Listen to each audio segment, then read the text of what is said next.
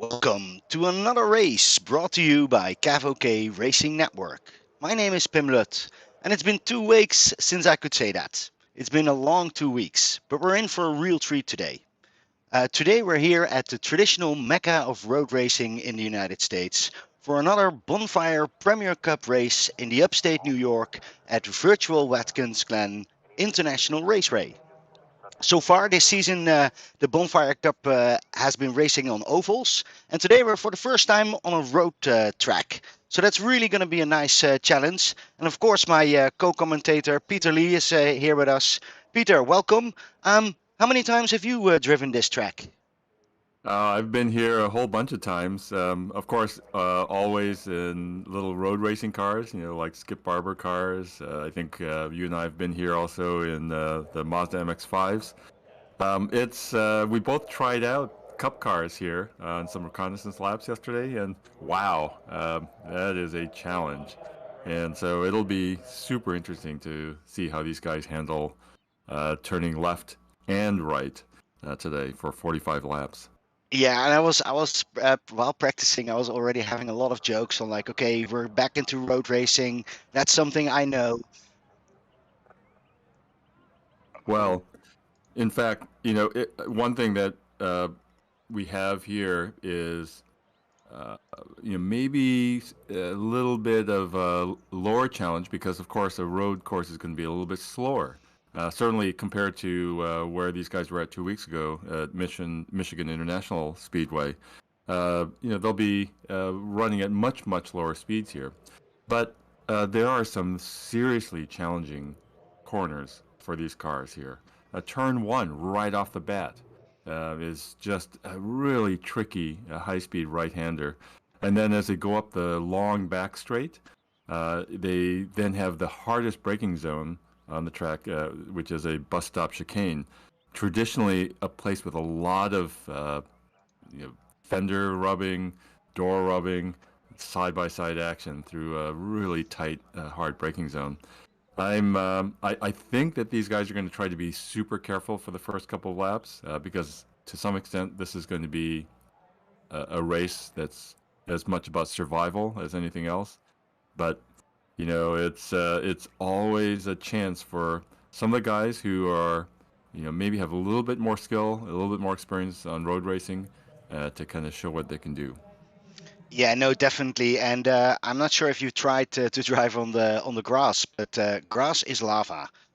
Your car will immediately spin out and you're gone. So it is really staying on track, going slow, and at 45 laps. It's a bit of a torture for me, to be honest. I'm really curious how they feel after the race. Such a different experience from ovals. I'm really curious how they can manage that for 45 laps. And there's also a change in I think in yellows. We only have local yellows, and we're not going to get any lucky dogs or anything like that. Am I right in that? That's right. And so, I think this just really heightens the importance of really staying safe and consistent. You don't want to get into any incidents. You don't want to spin the car. You want to stay on the lead lap because you're not going to have a chance to pit under yellow. The pit lane itself is really long and is limited to 45 miles per hour. So you're also just going to want to be really good and efficient and minimize your time in the pit lane. Yeah, no, definitely. It's gonna be interesting to see how they manage that. I'm already. I think it's impressive what they do so far. Absolutely. Looks like the guys are starting to grid up here. This does have some super speedway elements. That long back straight up the hill is a place for drafting, some pack racing. Um, Really hard braking at the end of that back straight, and you don't want to kind of ruin your tires. You got to manage that. These guys do get 3 sets of tires if they want to do that, but fuel-wise, the limit means that they could get by with just one pit stop. I think most of these guys will probably be going for 2 pit stops, though. Yeah, I think so. I think so as well. It's gonna be treacherous. But what do you think about that chicane? We've driven there, the bus stop. We've driven there many times side by side. But going in these cars side by side, that's a different ball game altogether. It's going to be very scary. But yeah, but you know, there are those two different lines through that bus stop chicane, and the braking zone to enter it is, you know, is a really hard one, maybe the hardest one on this whole track. So I do expect to see some side-by-side action there going through the bus stop. Well, it's a really great place to pass somebody. So yeah, definitely.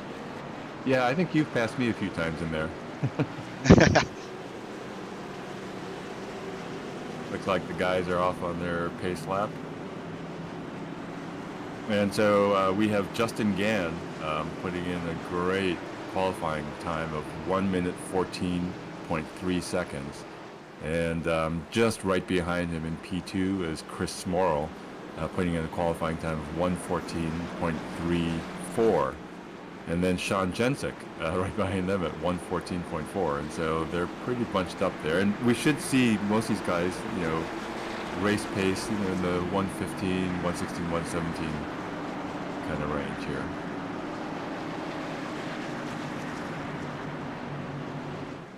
There were some troubles with our data, but we're looking if we can fix that quite easy up here.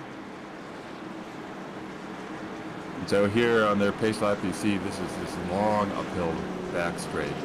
Drafting's pretty important, and then this is the braking zone, and you come in to this bus stop. You can see they're not going side by side for the pace lap. Well, half of the field actually misses the bus stop. Yep. They can do that now, so why not? Yep.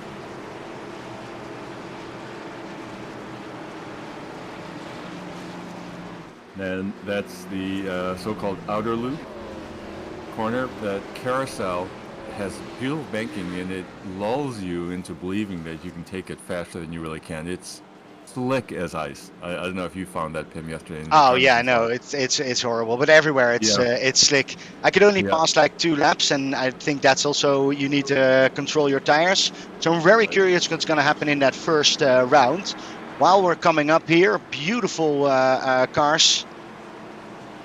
I like Justin Gang's. The public is ready for a start over here. I'm really curious what we're going to see.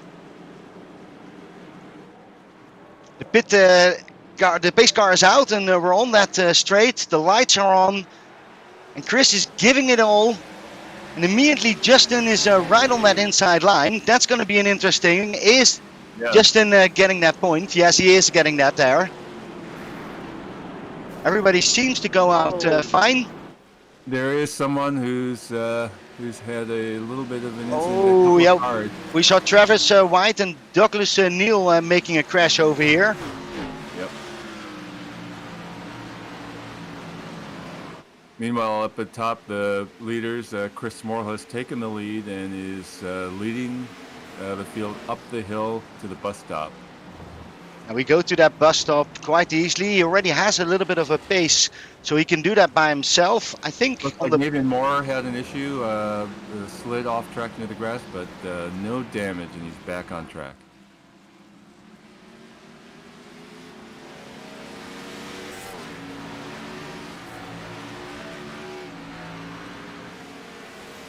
One thing about you know, these cars, Tim, that you know, compared to some of the road racing cars that we drive on, is that it only took a lap, maybe a lap and a half, for the tires to come up to temperature.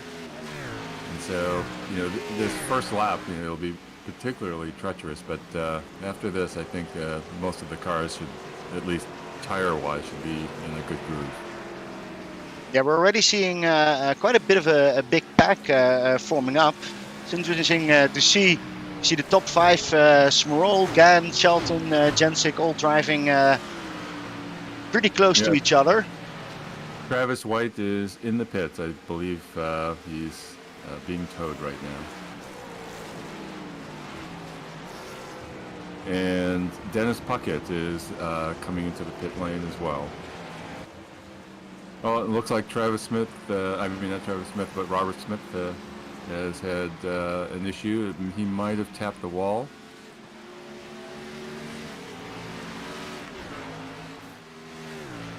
Oh, and here we go for an inside move. Joey steers, or sorry, Shelton is passing Ham right over there. Is he going to make that? Yeah, he's sticking that. Oh, that's really, really nice to see that he could do that already this early.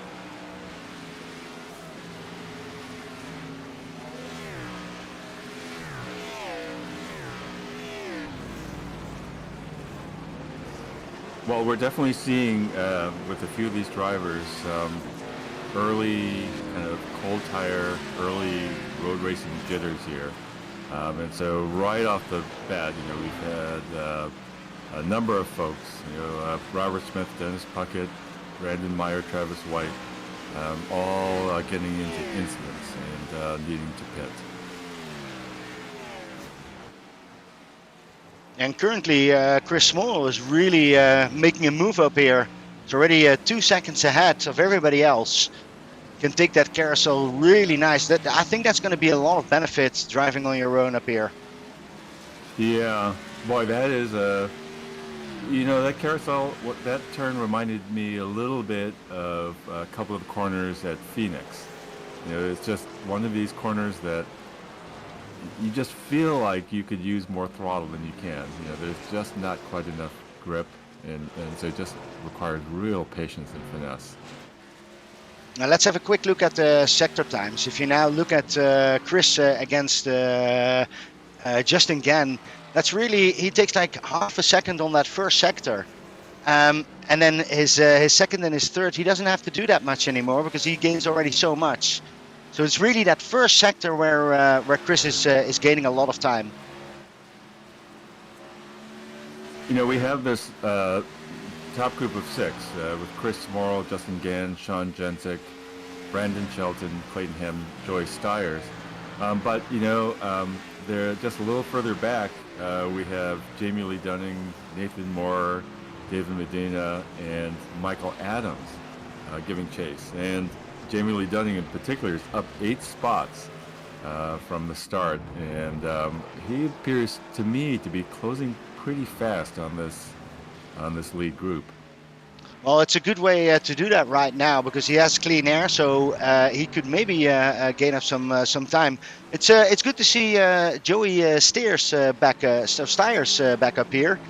Love his monster car. He's really the last guy of that pack. Yep.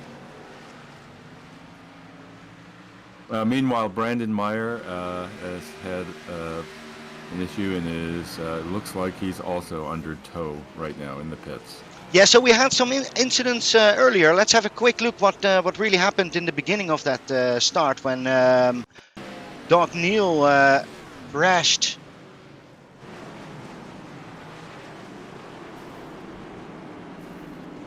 Not much. Oh, he just spun himself. Yeah, and then Doc Neal can't go anywhere.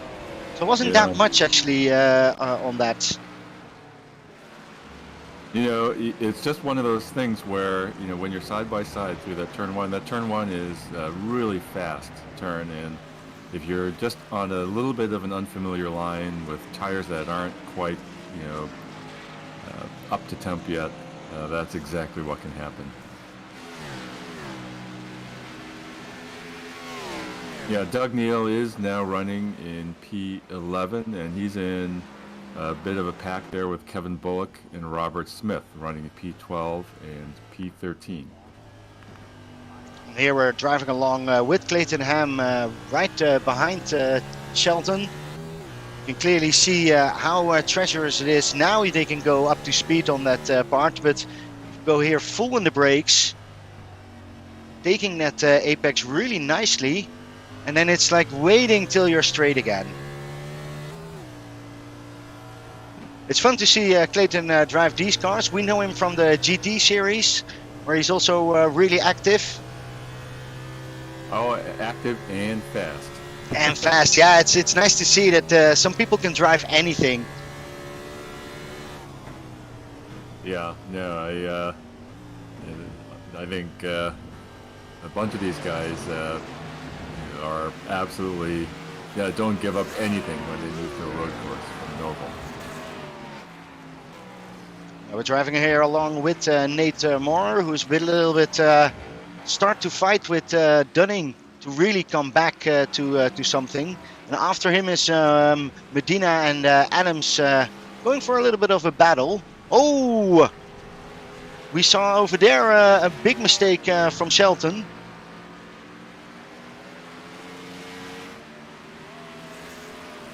But he's still okay. Yep, he looks all right. Oh, that was Medina who made that mistake over there. Still have to get used to all these cars. But Jamie Lee Dunning is in the pits, and I don't know if Jamie Lee had an issue. Might be worth. No, yeah, I think he scraped the wall over there. Yeah. Oh yeah. Yep, right coming out of the bus stop, just got a little squirrely, and then couldn't quite hold it coming around the carousel. No, I think so. The biggest fight on the moment is really on position number 2, Clayton Ham and Joey Stiers. And it's funny to see that they have a different line, and Joey takes the outside, and he's on the lead right now. It looked a little bit like a tactic. Yeah, he was holding back. There.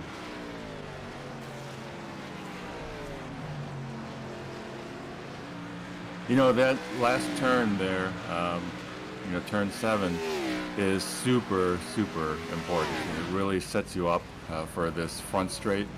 And then, if you can, keep it controlled through that turn 1, then up for this uphill back straight after the S's. And so it's another turn, that turn 7, that is just really a lot trickier than it looks. And on top of that, there's some danger because if you want to pit, that turn 7 is also the beginning of the pit entrance, and so we oftentimes see a lot of pretty dangerous nose to tail contacts. Yeah. While you were saying that, we saw that Clayton did have a look in the inside of Joey, but couldn't hold that. So they're really following Sean and Justin right over there. Yeah. And then you have Chris Smorol already going over the finish line over here. He's 4.3 seconds ahead.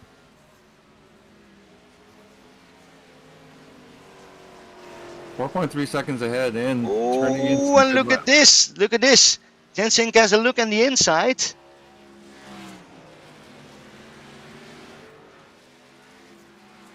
But he couldn't hold it. Boy, that's some real pressure there, and I'm sure Justin's feeling heat here. And this is where you just have all this time to think about it, coming up this long back straight, and then right here, just hard braking, cars just wiggling around like crazy as you're trying to make it through this bus stop.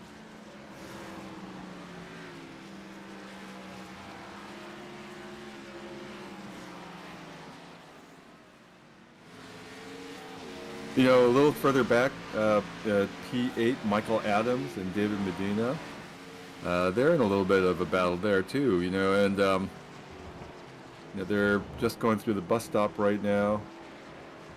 Right behind Michael and David in P10 is Doug Neal, but Michael's up 8 spots from the start, and Doug Neal's up 3 spots.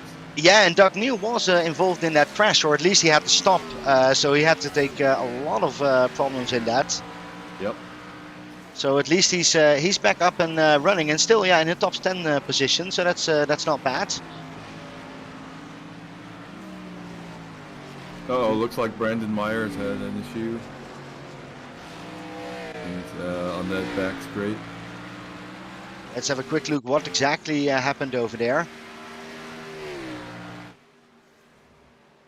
Oh, yeah, he lost it. Yeah, I've done that a couple of times. Then it's over. It's just like what you're saying, the grass is lava here. In fact, it's almost worse to put only one wheel on the Yeah. grass like you did instead of two. Because it will swing the car around, especially if you put one rear tire on the grass. That's super dangerous.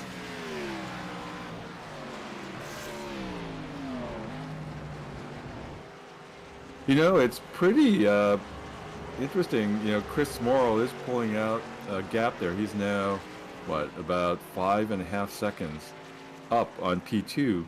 But then in P2, Justin Gann, Sean Jensick, Brandon Shelton, they're in a pretty close pack there. And so you almost wonder if at some point they'll need to work together in order to close the gap to Chris. Yeah, it's a difficult part on that one, because you could also say, like, that's not going to happen anyway. Let's fight for that second position. So I'm curious what they're going to do. But it's so early. We still have 30 laps to go. Anything can happen on this part. Yep. If Chris makes one slip up, it's pretty much done. Yeah. And then, of course, right behind them, Joey Stiers and Clayton Ham. They're two others. And while you say that, you give them Clayton an advantage, because he takes over right over here. Joey lost it a little bit, but it's nice to see that he could still save that car. Yeah. Because then there's nothing to really lost. He can go back now up to Clayton.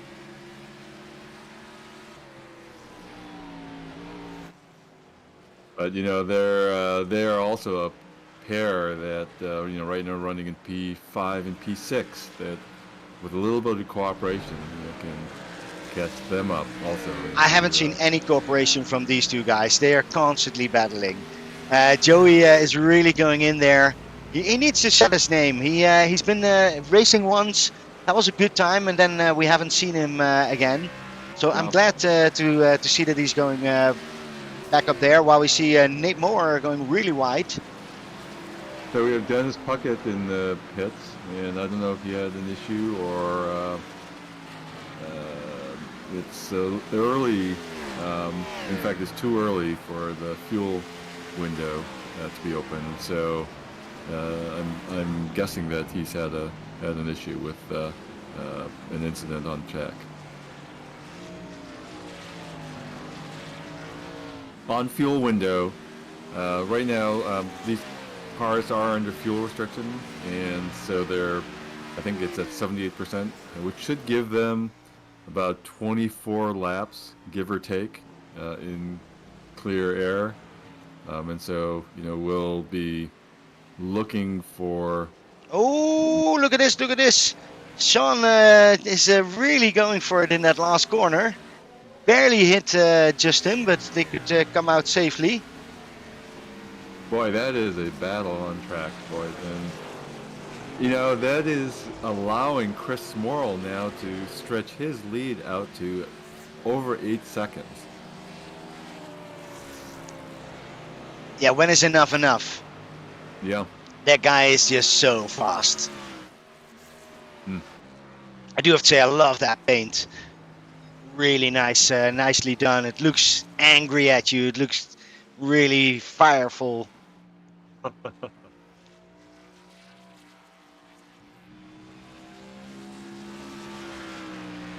Yeah, it is pretty awesome. Yeah, and Chris is just keep doing the same thing. Keep doing the same thing. We'll drive along us with him, just to see how he does that. He's really easy. Yeah, I guess the word serene comes to mind here. He's just serenely hot lapping. Yeah. Do you think he has a little music in the background? And what kind of music would that be? Would that be like really easy tunes, or? We'll have to ask him.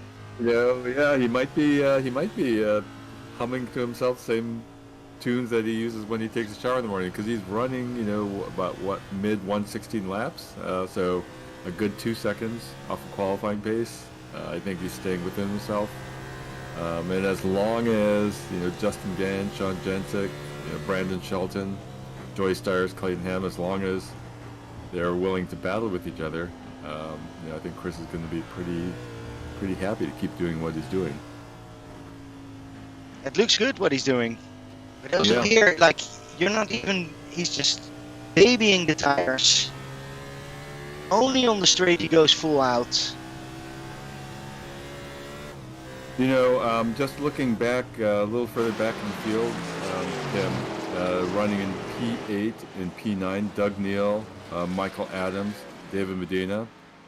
They're looking pretty racy back there, and Doug Neal is up 5 spots from his grid position, and Michael Adams still up 8 or 7 spots, looks like.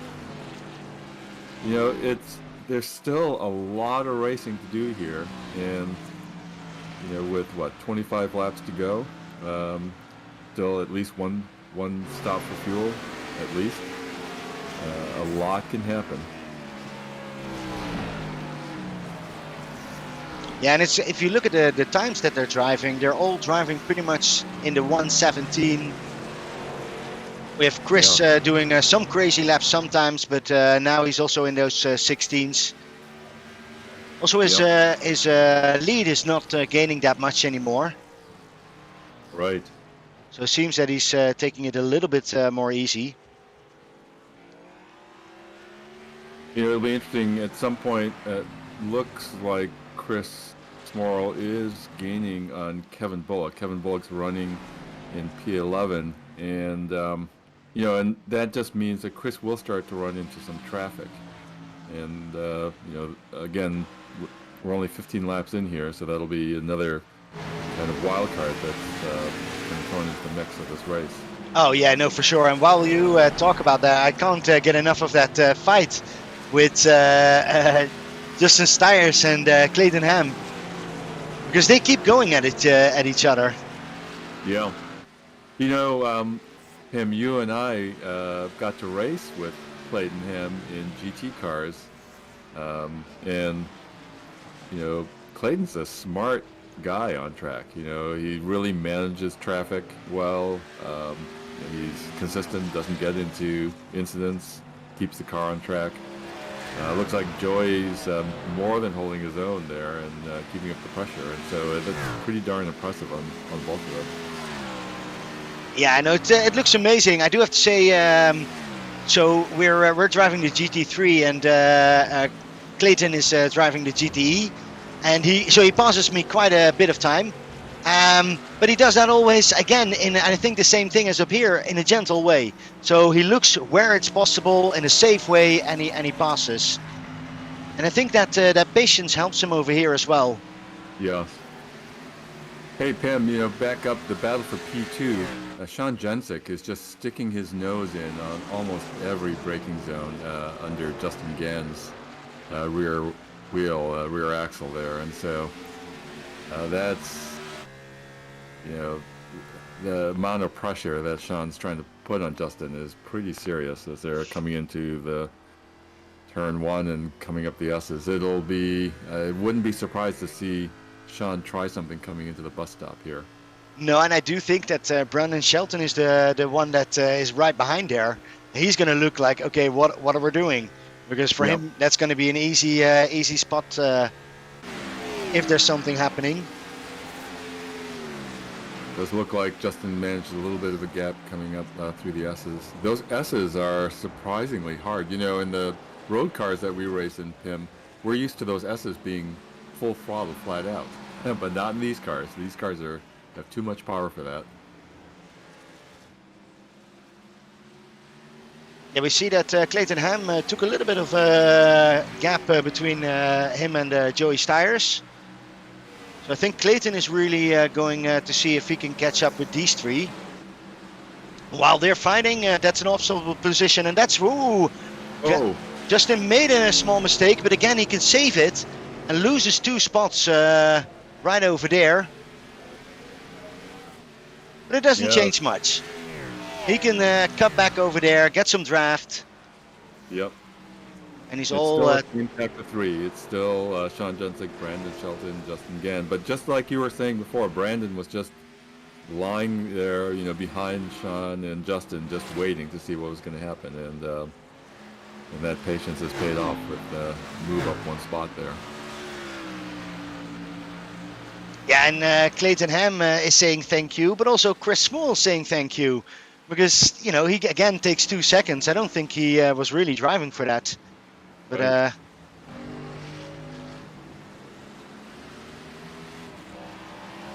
Right. I'm looking back also, at looks like Robert Smith, David Meyer, David Medina, Michael Adams. They're continuing to maintain gap here, and so again, I think it's going to be really important for all of these guys to just keep it on track, stay consistent, and keep doing what they're doing here. No, definitely. And we have 22 laps to go. So let's talk about pit stop strategies. What do you think? When would they go in for the first time? Because aren't we? Well, fuel window is definitely open right now, and so I think that some of these guys might now be looking at a one-stop strategy, one stop for fuel, and it'll be really interesting to see who takes new tires. Probably they'll all want to do that. It felt to me, like some of these turns are pretty hard on tires, although, this isn't, Michigan International or any place that, really tests the tires with that kind of speed.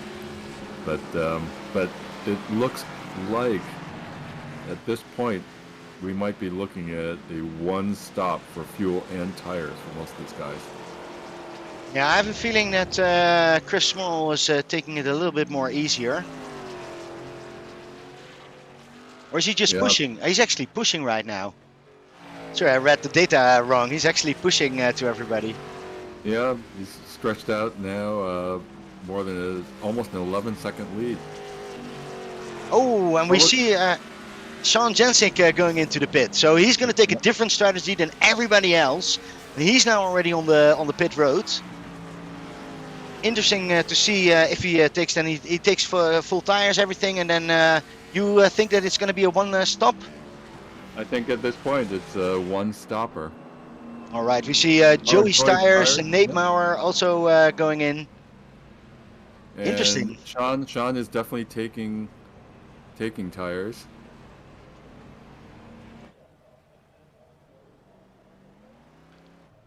His car's going down, and he's ready to go. Yep. Meanwhile, Joey Stiers is in his pit box, also taking tires, and Nate Moore also taking tires. They all go ahead. And it's full tires that they are. It'll be interesting to see if Chris Morrill comes in this time around. Looks like Michael Adams is coming into the pits. And Chris Morrill is also coming into the pit, so that's you're right on that one. Yep.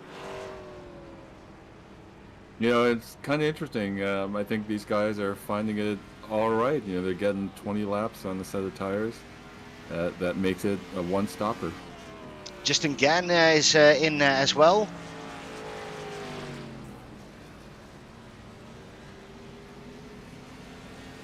Yep, and Chris is taking tires.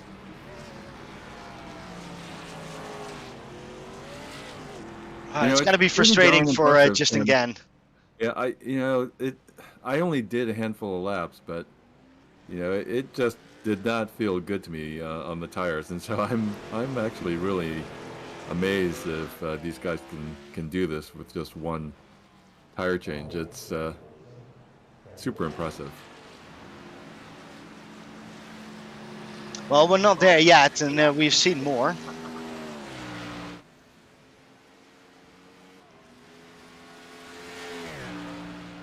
But it's only on the top at Hamilton, at Ham. Look at that. Yeah. So next we probably are going to see Brandon Shelton and Clayton Ham come in soon. Yeah, that's it. They gotta come in.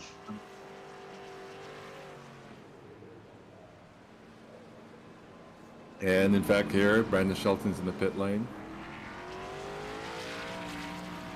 Yeah, and then right behind him is Clayton also coming in. Yep.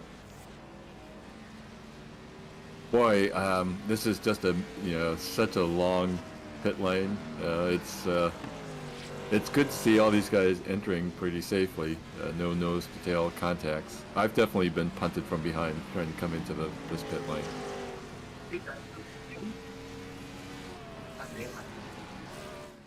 No, you sound good to me. And both Brandon and Clayton taking tires and fuel.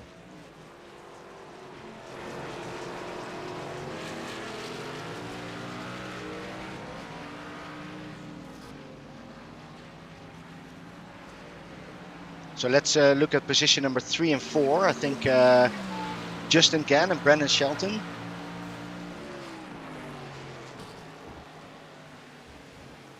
That's the closest battle that we have right now.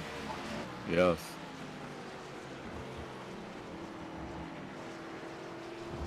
And so, we now see Clayton Ham up to P5. And, I keep a close eye on Clayton. If he can make up the gap up to Brandon Shelton, Justin Gann, he's about 11 seconds down right now. He could put those guys under some real pressure, and we might end up with a pretty good battle for that final podium spot, P3. So what do you think Sean Jensik has done? Because he has done, I think it nearly took 3 seconds on that pit stop. Yeah, he did a great job with that. And in fact, I think he's pulling in some fast laps. And so, I don't know about you, Tim, but, some drivers are really good on their second stints after pit stop. For me, I'm always slow for a while after a pit stop. And so it's looking like Sean's pulling in some really fast laps, about half a second a lap faster than Chris Smorrell right now. Oh, that's really good.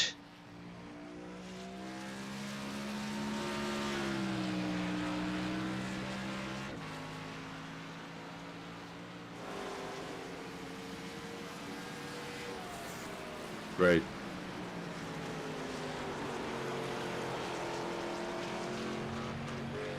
So we have Chris Small the first position, Jensink on the second position, and Gann on that third one. It looks a little bit like everybody has taken their role and is now hot lapping through the track. Yeah, we just go through the field there. After those three, we have Brandon Shelton in P4, Clayton Ham, P5, Joey Stiers, Nathan Moore, Kevin Bullock, Doug Neal, David Medina, Michael Adams, Robert Smith, Brandon Meyer.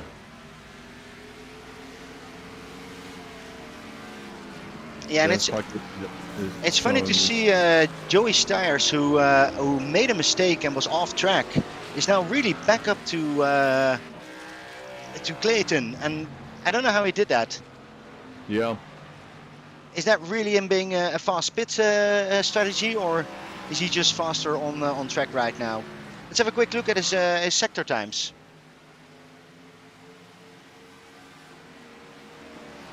Up front, we have Chris Morrill, who's having to go around a couple of back markers. He's just made it past,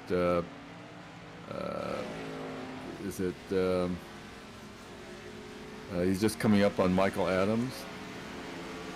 P11, looks like that's been safely done.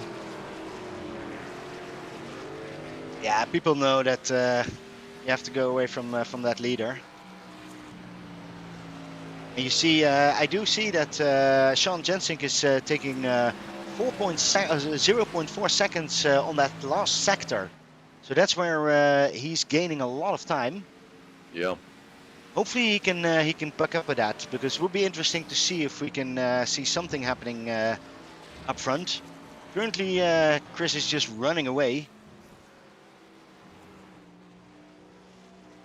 Yeah, he's just looking rock solid steady there.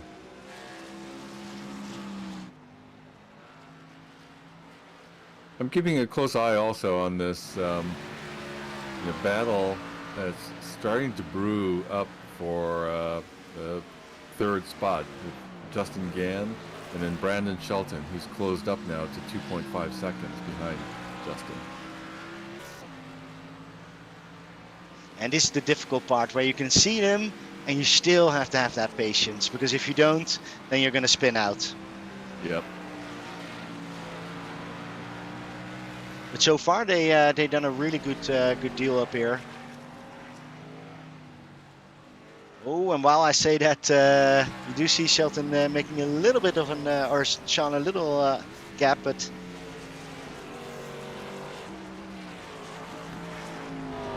yeah, you know, and he slides really far out. Shelton can hold the car, but yeah, that's going to lose him quite a bit of time. yeah, I was just about to say, you know, it's kind of interesting that turn one, you know, people who aren't familiar with this track are oftentimes surprised to see how far kind of outside of the track that people go there. But, you know, at this track, all of that tarmac on the outside of that turn is legal to drive on. And so it's it can give you some pretty wild slides out there. Looks like Kevin Bullock is in the pit lane for his first pit stop. So he actually managed 25 laps, 24 laps, 25 laps. Wow. Yep.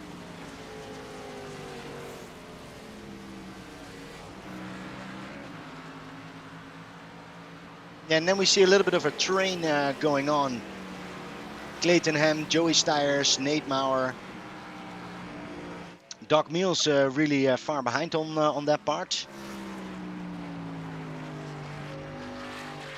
Yeah, Robert Smith is being lapped there, but he's in the mix of that group as well.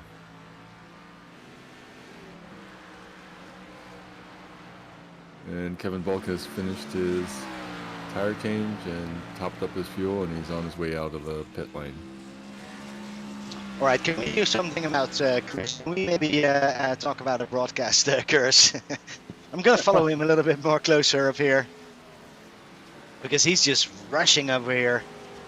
Yeah, you know, Sean does appear to me to be about half a second to 3/4 of a second per lap faster, but, you know, is also every once in a while having a little bit of a bobble. So, you know, he's what, about 6.5 seconds behind Chris in closing, but then I noticed has had a couple of bobbles that has caused him to kind of lose a little bit of that, and he's had to work himself up again. But, you know, he's pretty otherwise consistently lapping, you know, maybe about half a second a lap faster. And so we've got, what, about 12 or 13 laps left in the race. And so Sean's going to have to keep that up and kind of erase those mistakes in order to have a chance to catch Chris.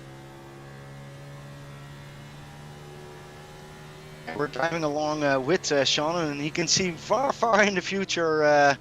He sees Chris, but that's a little bit too far. He needs to focus on this bus stop, and he's doing that really well, taking that maximum road, a little bit of that wide curb, and here needs to, in the carousel, needs to like patiently wait so you can go full throttle over here. You know, Pam, one of the joys in road racing is when you hit that bus stop just right. You know, it just feels so good. It's so hard and so scary otherwise.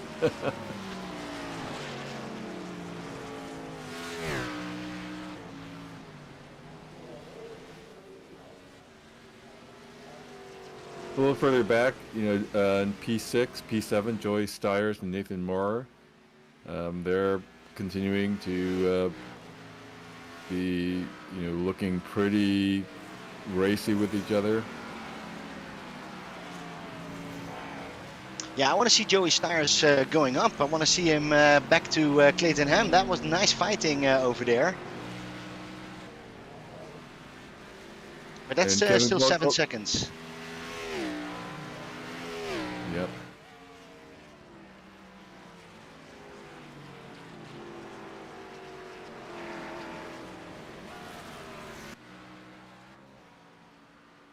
I'm just tracking the gap between Chris Smorl and Sean Jensick, and Chris now seems to be maintaining the gap. Just pulled in a much faster lap at 1:15.5, and so it's maintaining about a 6.5-second gap over Sean Jensick in P2.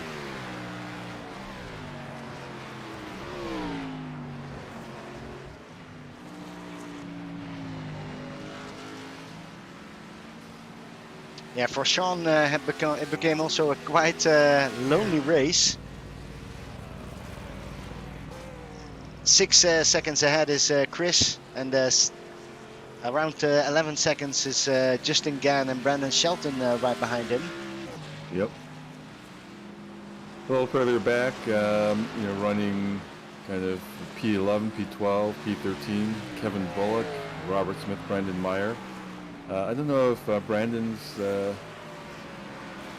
guess Brandon's just yielding under blue flag since he's a lap car, but both Kevin Bullock and Robert Smith have managed to get around, but they're racing very cleanly and running some pretty consistent laps there.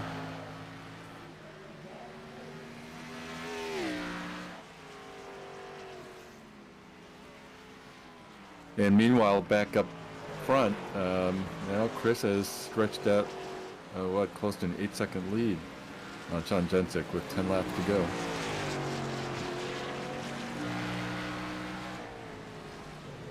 And then another 10 seconds behind Chris and Sean is Justin Gann running in P3, and Brandon Shelton another, 4.5 seconds behind in P4.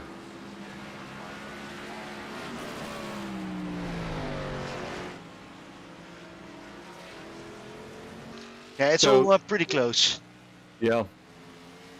So, it looks like Brandon Myers had an issue in the bus stop. Well, an issue. I think he lost his front completely. Yeah. That's going to be an issue. I can tell you that far. Yeah. Boy, we've had those days here, haven't we? I'm sure that's not the day that Dave was looking forward to at this track, but it's one of those things where you just, for whatever reason, lose just a tiny bit of concentration right there as you're under hard braking for that bus stop. No, definitely, your car is gone. Brandon Shelton looks like he may have done the same thing right there in the bus stop.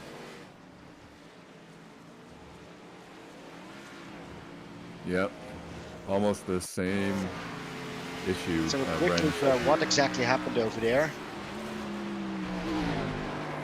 Oh, we went too early into that bus stop. Yeah. Yep. Yeah, and then it's pretty painful how that works.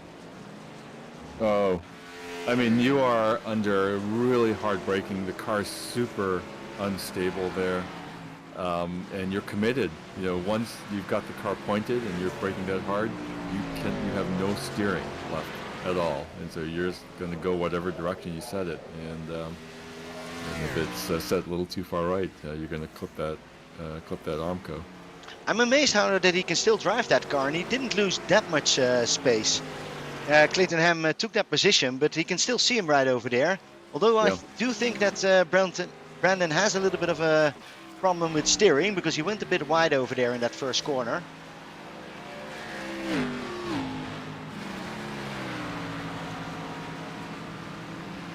Meanwhile, back up front, Chris Morrill is maintaining an 8-second lead over Sean Jensick.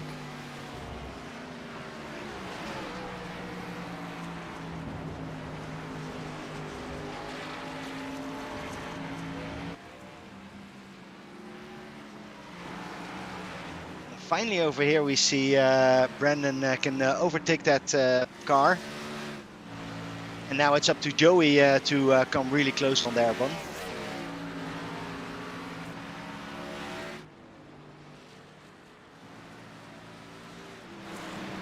So Pim, what are your thoughts on Watkins Glen? Because we both raced here quite a bit. How do you like this track? Yeah, I like the track. I like the track a lot. I think it's an awesome track to really learn a car. So I've driven here with the MX and with the Skip. That chicane of the bus stop is really difficult, but if you get it, then you can gain also so much speed in there. Yep. But it's also, I think, with who you drive over there. I don't think I would drive over there in a public race over there with 2 people in there. But if you're in a league and you know everybody, then yeah, it's awesome, and you can really fight a lot and keep it clean because the track is quite wide in that way. Yeah. It's also, kind of one of those road courses when you're learning road racing that's really fast. The corners, generally speaking, are super fast, and that's also kind of a different experience because a lot of other road courses, the corners tend to be a lot slower than what you find here. No, definitely. I love this part where you're going up to the S's. You can barely touch the white paint, and then Yep. you drive the ideal line. Hold your car. Don't scrub your tires. And then that bus stop. I really I started to love it. In the beginning, it was like, how can you do this? And with the more speed you go in, the faster you go out.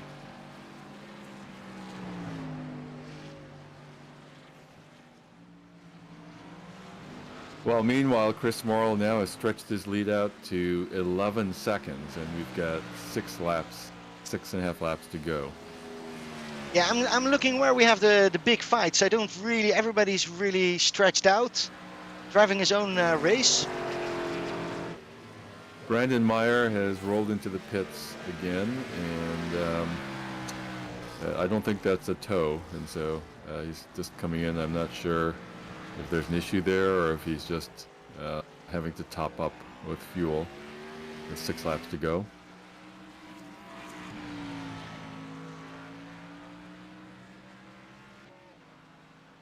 Yeah, Brandon has got his speed back, so it's funny to see. He did crash, didn't go into the pit, and he still can maintain quite a bit of speed because Joey Styers is not coming any closer.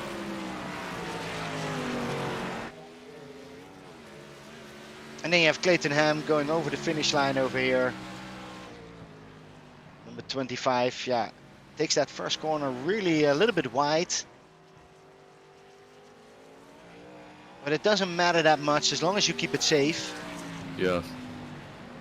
Yeah, so what you have to do there, you can take all that tarmac that you want. You just have to get back on the track before you hit the grass. And that'll avoid any off-track penalties. Now, in the moment we do see that Shelton is coming closer to Clayton Ham. So maybe that could be something for the last couple of laps.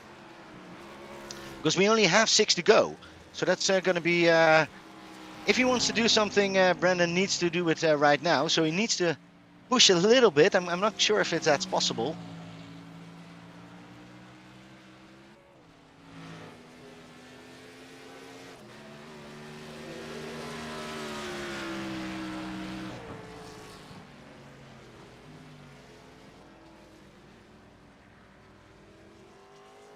Well, it looks like Michael Adams had a bit of a slip in the chase in turn 6. Oh, yeah. He missed that corner completely. Yep. Went all for a straight, but that maybe has saved his car a little bit, although now it's going to be difficult to get out of that part. If you're in the sand, how to get out of there, but he seems to do it quite fine.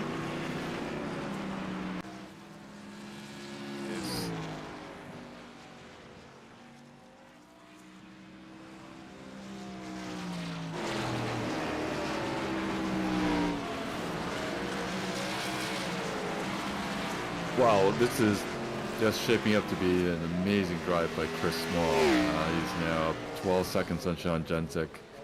And meanwhile, Justin Gann has not managed to close the gap to Sean for P2, so he's running, about 7-8 seconds behind Sean. And then Clayton Ham a little further back there, about another, 11-12 seconds behind P3.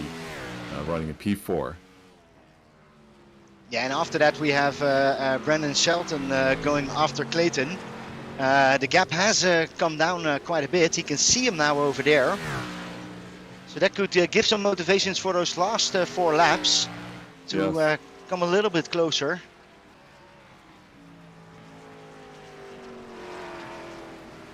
But it has been quite a bit of hot lapping over here. What I mean by that is no fights, but just being consistent on the track, which is very important in car driving.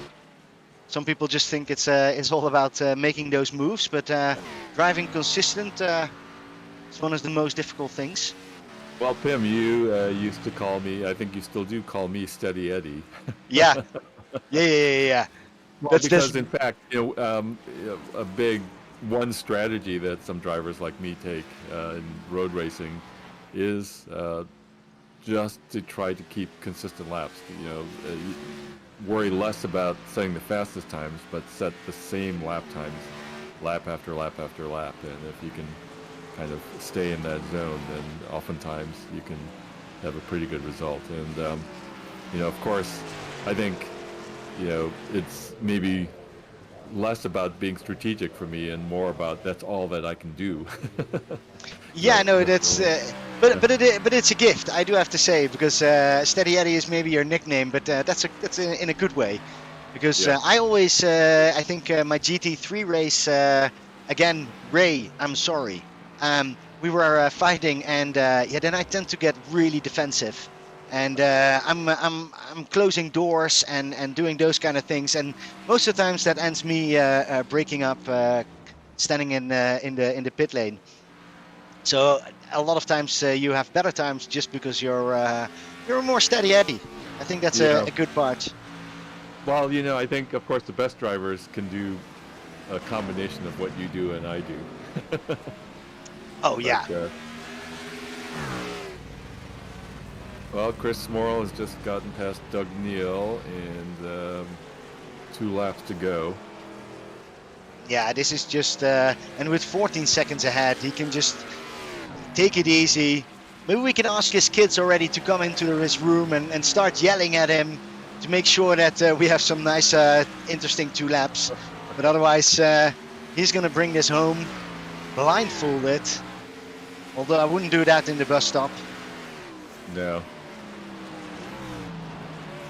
It does look to me like Brandon Shelton is pushing really hard, trying to catch Clayton Ham here.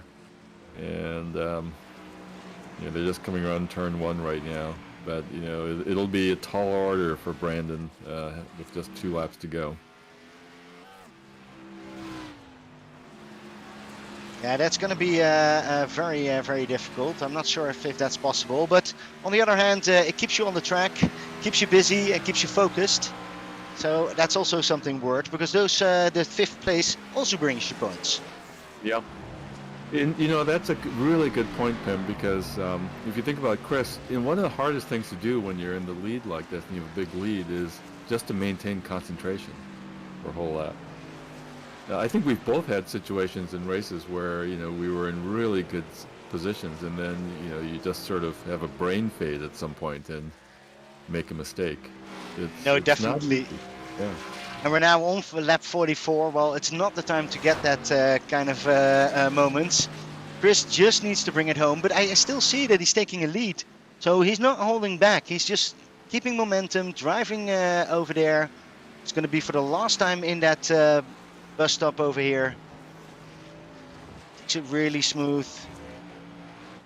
Enjoys this driving over here. You can see that. The smoothness that he has. We see Doc Neal right behind him.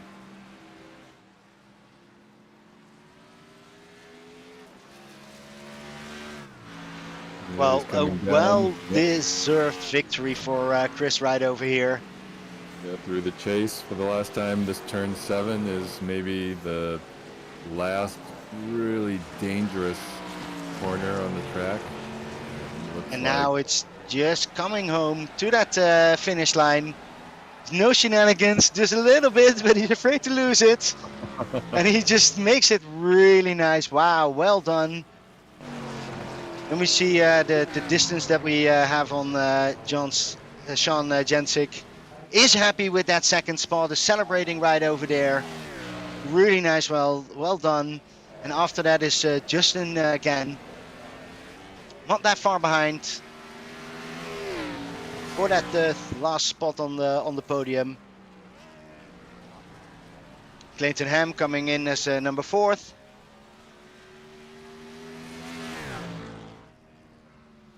Strong drive by Clayton Ham. Yeah, and it's good to see Joey Steyers back in position immediately again in the top 10. Not on that top 3, but top 5 is great for a second drive. Yeah, And great drive. enjoyed his fights with Clayton Ham, so that was a really nice. After that, straight up Brandon Shelton, and then we have to wait a little bit longer to see Nate Moore coming over the finish line. Hasn't seen much fighting, but was really decent in his times. And it gave him a 7th position. And then I think we're already there because that were the results. So have a quick look at the results. While of course we're gonna focus on our race winner, see how he celebrates. And our race winner is Chris Smorl. Sean Jensink on the 2nd position. Justin Gann on the 3rd, and Clayton Ham on the 4th position. Really great. And let's have a quick look, of course, at our race winner, Chris Smorl, who comes up here.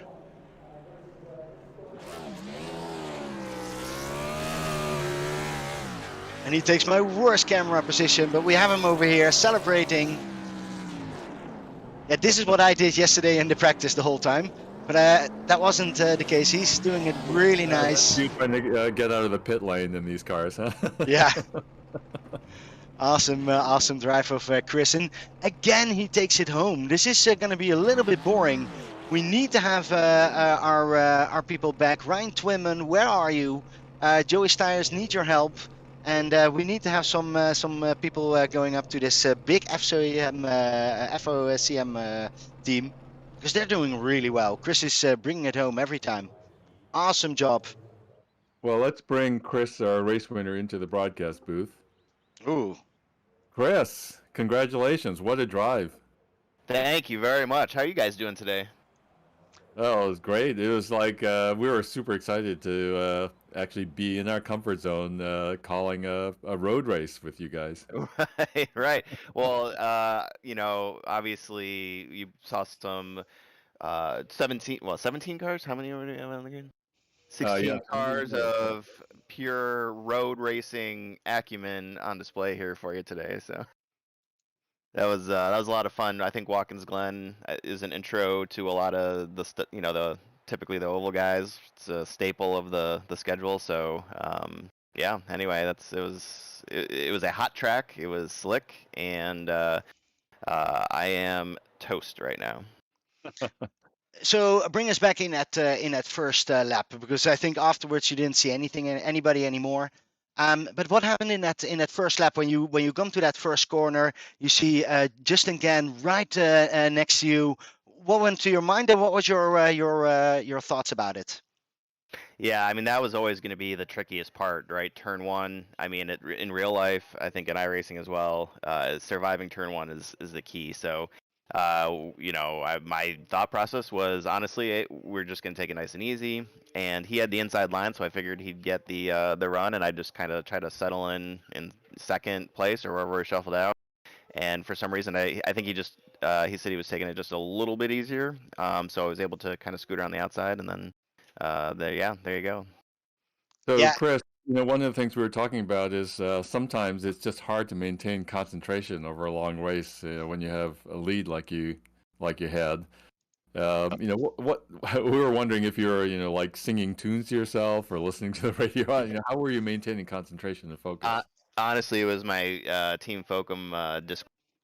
Brandon Shelton is a fantastic life/race coach, and kept reminding me to just hit my marks and don't focus on the relative there, especially after the second pit stop. That was going to be a lot for Sean. Was going to have to tear stuff up there, and he's like, so even if he does catch you, you'll have a little bit fresher tires, so don't even worry about it. And I don't know if he was just lying to me or what, but it helped in the moment. So I think that was the big part, is just trying to keep the eyes forward. Well, since you did mention Sean, our P2 finisher, we have Sean now in the broadcast booth. Sean, congrats on a great finish. Thank you. And so, to Chris's point, it did look like after your pit stops, Sean, that you had extra speed. You were maybe half a second a lap faster than Chris and closing in for a little while. What was going through your mind after that first round of pit stops? I know I was trying to come in for the undercut on Chris, get as much time as I could, and I was just pushing like hell. And then I pushed too hard, sent it too hard into one, lost all the time I gained, and then my tires were shot after that point. So I was just trying to hold on to second from there. That was honestly the only so that it all came down to that first turn in my head. Like I got around when I got around Gan, then those two guys behind me were having to battle. You know what I mean? Like I think that was a huge thing, was that I just didn't have to focus on that part of it. And then yeah, and then it's so tough to push hard. I mean, you could see Sean clearly had the faster lap times, but when you do that, it just I don't know, Sean, you probably know better than I. It like heats the tires up and just makes it a little slicker. And like my biggest concern that whole time was just cooking it into turn one, because if you do that, then yeah. Well, we did notice pretty wide variations, like 2.5 second variations in lap times as you were going around. And so, the thing that was impressive about both you guys is just how steady you were through the whole lap and really consistent, which is just so hard to do. So kudos to both of you guys. Thank you. Appreciate it. So, Chris, a question for next week. I know that you're going to go on holiday. So how are we going to see you in our race? Well, I don't know, man. We'll see how we can maybe we can make it work. But I do have a championship race on Tuesday, so my plan, Jake Ashe from SNS there, Yeah. he sent me his play seat challenge that I'll be taking with me, and we're gonna try to jerry rig something up real quick to see if I can race on Tuesday night. And so I'll have that with me. We'll see if maybe we can make it work. All right. All right. At home. So we'll see. We'll see what happens, though. I don't know. Tuesday will be the big test. So Well, Pim, we have our P3 finisher now, Justin Gann, in the broadcast booth. Justin, congrats on a great P3. I appreciate it. I survived. That's what I'm gonna put on my car. I survived. well, I think you did a little bit more than surviving. We were asking Chris about his view on that first time when you came into lap one. Can you take us away? What happened for you in that corner? Because you did have, I think, a little bit of an intern you could take over there. Yeah. I just I came in. I was surprised I got the pole on the start there. I'm not fast. I mean, I'm pretty decent at road courses, but I wouldn't say I'm fast. So I was just trying to take it easy and safe and survive the race. So that's exactly what I did. I'll let the guys that want to push it and battle it out. I'll let them go. But other than that, it's not my area of expertise in the car. So like I said, just surviving this race and even getting a podium, I'm stoked on. So No, it's Well, amazing. Yeah, you did more than just survive, and you were pulling some fast laps. In fact, your fast lap in the race is faster than our race winner's fast lap at 1:14.77, and so that's pretty darn fast, and you kept it steady throughout. But it was exciting watching that first corner right at the start. You and kind of Chris getting pretty close there. yeah, I definitely put some indentations in my steering wheel throughout the race. So Yep. I'm going to interject here real quick, guys. I do have to get running for the aforementioned vacation. I just wanted to give a shout out to my family for letting me stay and race with you guys. That was very cool of them before we head out. And thanks to the Focum guys for just, like I said, talking me through and being just the best teammates ever. And just awesome racing with Sean and Justin there. They really, I don't know.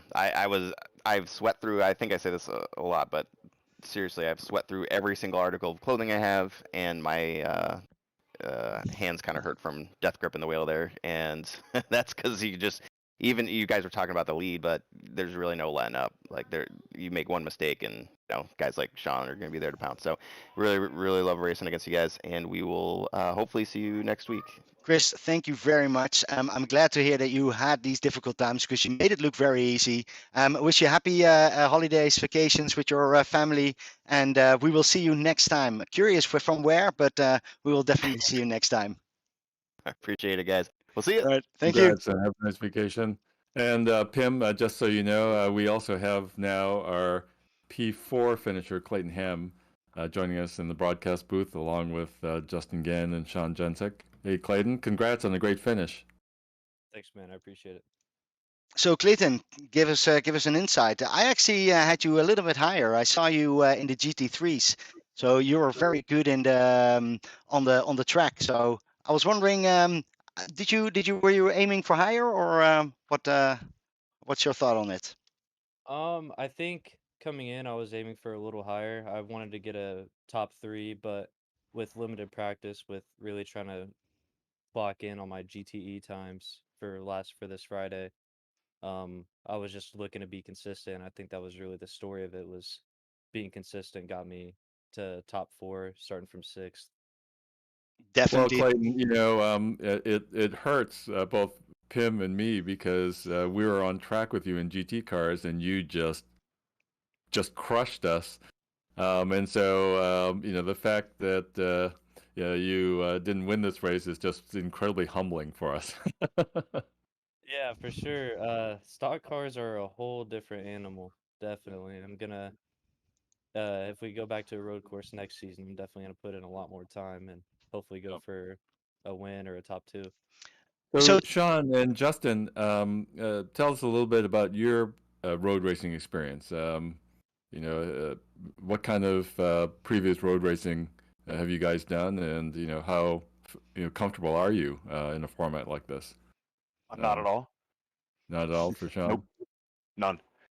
Just practice. That's it. Yeah, and Justin, what about you? Yeah, I might go to a road course about 10 times a year, so there's not much experience there. Yeah. And so, what's the mindset when you're coming into something new like this? Is it, purely about survival, or, are you really, trying to put your head in a different place, when you're coming into something new, new format like this? I'm just Um, trying to survive. Yeah. yeah, I do the same thing, and just I mean, I definitely try to get some good practice in during that week, but other than the practice that I get throughout the week, is just survival because I was talking earlier with a couple drivers about it, but it's just we're all over racers here, and we don't know how each other. We all race each other at road courses. We don't know each other's experience, so it's just hard to know what the guy beside you is going to do. And then a lot of times it just causes incidents that we wouldn't normally have at an oval course. But so it's just sticking it out. did you guys have any rules about the blue flags? Because I do know that in ovals you don't really count for that. But I saw up here some people really making way. Did you had any thoughts on that? I think so. As far as drivers getting out of the way with the blue flag, that's just the league itself. We all tend to give a lot of respect over here. So if they see that you're that much faster, they're going to get out of the way. It's just the way we race. Yeah, no, that was very clear. I do have to say there weren't that many incidents. The only incidents that we have was people spinning him out themselves or coming onto the ground, onto the grass, and grass is lava. I saw you guys doing it a couple of times, but you saved your car quite nicely, so that was really good. Clayton, I do have one question. How is your fight with Joey? Because that kept in the beginning of the race was a really nice fight. How was that from your perspective? It was definitely a little difficult trying to keep him behind for the first couple laps. I think him and I were going back and forth. I think he kept losing in the bus stop, and I think I just kept gaining on him. Eventually, a couple times we let each other by because we both messed up. I messed up in the S's once or twice. He messed up in the bus stop, and I think the last time I got by him, that was it for that. Yeah, we didn't see him after that anymore, and we'd looked, but he did a really nice job, 5th position for a second race. So a lot to offer for our next coming races. About that, any thoughts on our upcoming tracks? Is that a little bit more your part of the game? I think Dover will be interesting. Daytona will definitely be a toss up, but I'm gonna put in a lot of work for Dover and see what I can do. Awesome. Hey, you guys, for Sean, Justin, Clayton, one thing that I wanted to ask you guys about, when I was doing some reconnaissance laps yesterday, I could just hear and feel both the front and rear tires, just wearing away in a few of these turns. In turn one, in that carousel after the bus stop, and so I was pretty surprised to see you guys, doing like a 20-lap stint at the start of this race on tires. What were you guys feeling tire wise in that first stint? My tires, they're shot. With Yeah. how I was driving it, I was trying to drive it on edge the whole time, especially like up the S's. If I moved the wheel in one certain way, I felt like I was gonna spin out. So I was just really pushing hard that whole time. Mm. It was tough for sure. Mm. Justin, Clayton, what about you guys for tires? What was that For like? for me, my tires never really felt too bad personally, but I was just trying to stay consistent and not push it too hard with the gaps I had from behind and in front of me. I was just trying to keep it on track, and never really felt like my tires were too bad, so I went with a little bit of an overcut, and I think that worked out for me, pushing the tires further. Yeah, I was kind of the same. It felt pretty comfortable the entire run. I'm looking at my tires now. They're all sitting about 90, except for the left rear is about 82. So I don't think I was pushing as hard as I could, and that kind of saved my tire and made it more of a comfortable race than an on edge, I guess you Yeah. could say. Well, it's impressive. It impressed me because, after my recon laps, I was predicting, and Pim and I talked about this while you guys were qualifying, as we were predicting really a two-stop race just because of tires, and you all, as far as I know, I think you all got through with just one stop. Yeah, yeah, it wasn't bad. It was a great race for sure. So I'm Awesome. definitely glad to race with all these guys out here. Awesome. So, do we have any people who we need to thank, or do you guys want to put on the spot? Clayton, maybe you can go first. Do you have anybody? I'm gonna have to thank Sean for teaching me how to adjust to stock cars from GTEs a little bit in the running a road course for sure. That's your secret weapon. Now we know who we have to ask for more information. All right, Sean. Well, maybe thank you for doing that because Clayton is really fast. Maybe I'll come back to you. Do you have any last thoughts for this race? Yeah, I'd like to go thank my sponsors, Long MacArthur, Sparkle and Shine, and Silverback Tax Solutions. I thank my teammates over at Rev Racing. Thank the Puckett brothers for putting on a fantastic league. Thank you guys up in the booth for always doing a great job. Thank you. Well, and then we have Justin. Justin, you're a little bit our steady Eddie for this the podium. You're always up there or very close by. Do you have any last thoughts on for this broadcast? Yeah, I mean, I'm hoping to make more races. I know I missed the past, I believe, 2 races, but hopefully I'll be here for the remainder of the season. But I got to thank everyone at FOCM, and I got to thank the sponsor, Ayers iRacing Paints, on the car tonight. I got to thank everybody in the league, behind the scenes, the Puckett brothers, and everyone. And then thank you guys for putting on the broadcast, and also thank my wife. Yeah, definitely. I think that's a good one. We all know how much time we spend in our rigs and to practice. It's not just this race, so it takes a lot of effort and also in the family life. So great that you call out that. As last, Peter, do you have any thoughts for this race? Well, I was really impressed with actually, the entire field. Just they really raced clean. As far as I could see, there were literally zero nose to tail contacts. People kept it clean, steady. Chris Morrill, Sean Jensick, Justin Gann, Clayton Ham, Joey Stiers, that top five. Just drove really, really impressive, great races. Managed their tires. 20 laps on a set of tires at this track. Man, I'm sorry, that's just mind blowing. So can't say enough good things about what everyone did here. Yeah, no, definitely. I do have to say, from a camera perspective, I'm happy that we're going back to an oval where we only have 4 corners and have to work on those things. But it was an amazing show, a lot of hot lapping, and yeah, I'm glad that we're back after these 2 weeks. It was a little bit too long for me, so great practice. I think this early morning with coffee on Sunday, watching an awesome race is always yeah, what I really want to do. So great way of doing it. And I want to thank everybody for watching our race, and see you next Sunday. Thank you very much.